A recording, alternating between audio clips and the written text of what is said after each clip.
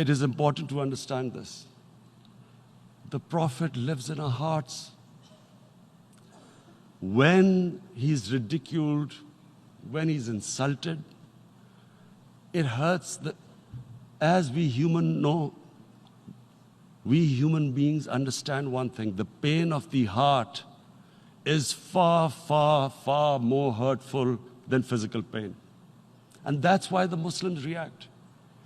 And I always thought that if I ever had the stage, I would try and explain this to the world community, especially to the Western community, because having lived in the Western community, people didn't understand this.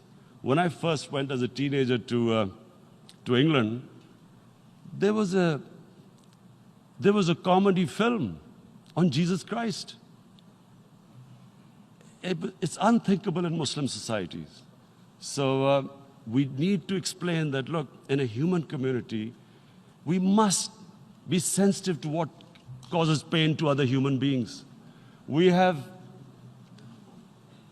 in the Western society, and quite rightly, the Holocaust is treated with sensitivity because it gives the Jewish community pain. That's all we ask. That do not use freedom of speech to cause us pain by insulting a holy prophet. That's all we want. And now